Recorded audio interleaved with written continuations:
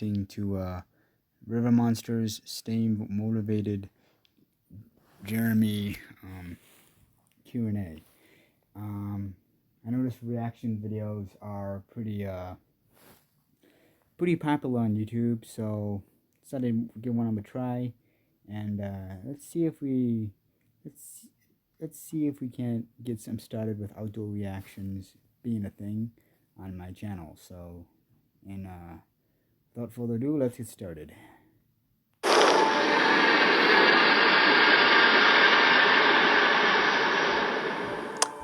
Timothy, that's quite a perceptive question. The fact is, why don't I give up? The fact is, if we don't get a fish, we haven't got a program. So if you think about it, we've done all the work, we've created everything else, all the story, the interviews, the structure of the program, and then there's no ending. Imagine going and seeing a movie and it just stops. So that is not an option. And what that does, okay, you can never predict what fish are going to do. You can, that's the thing about fishing. There's a lot of uncertainty.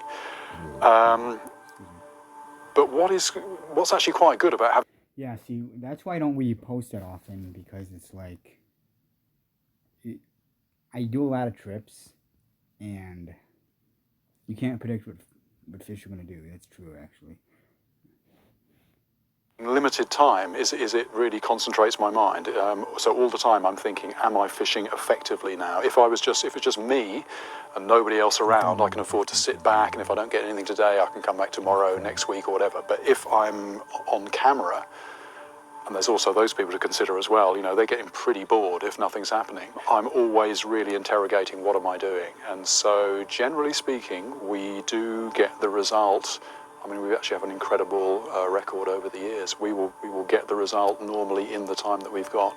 Once or twice, we've maybe had to extend. Sometimes, very rarely, I can come back, but normally that's not an option. I've just got that very limited time.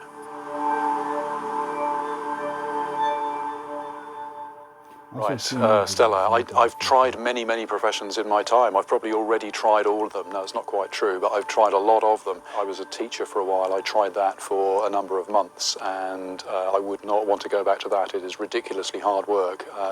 Doing what I do now is much more relaxing and easy than that.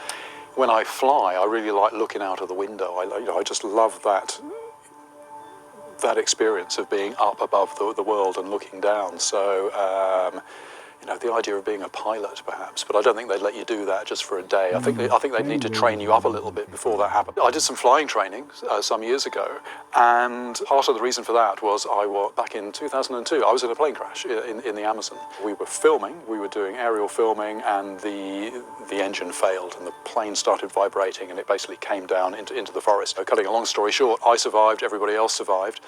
But after that, I just had this feeling that I wanted to know a bit more about how planes work, why is it they stay up in the air, and also very useful things like, because we tend to use light planes a lot when we're filming, sometimes in quite remote places.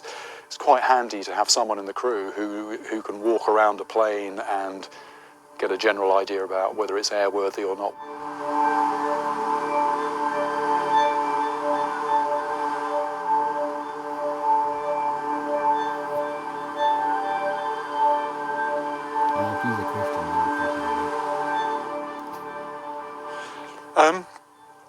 Filming witch doctors, shamans, that kind of thing, it is something that I do from time to time.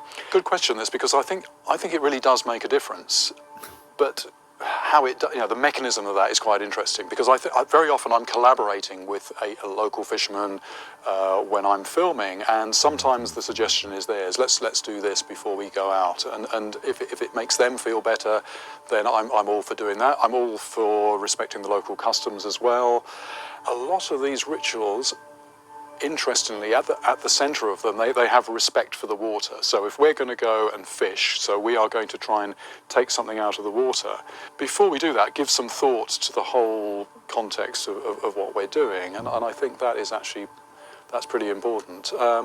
Yes, they do add colour to the programme as well. Anything that, some people have lucky hats, lucky this and that, and I don't completely rule that right out. I think anything that makes you mentally a little bit more confident is all important. I had a very strange experience in the Congo. We went to see, we were struggling to catch a Goliath tigerfish, and I went to see a witch doctor there, and he gave me this collection of sort of mashed up herbs and things wrapped up in this bit of dirty rag. And he gave that to me and said, when you sleep, put that under your pillow. When you're out on the river, put it in your pocket. And this will protect you, and it will also bring you to the fish. And what happened was that sometime after that, I caught the fish, and part of me is thinking, the witch doctor's charm. And I patted my shirt like this, and it had gone. And don't know, had it just dropped out, or had it actually, having done its job, did it disappear into another dimension? I don't know.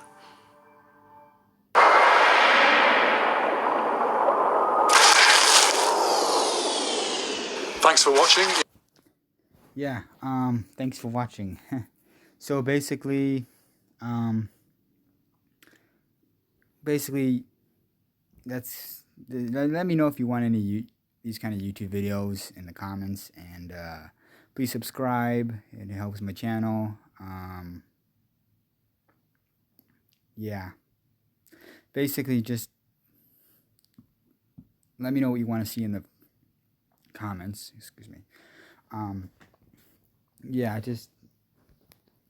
and I have #123 4 Doors TV on Instagram.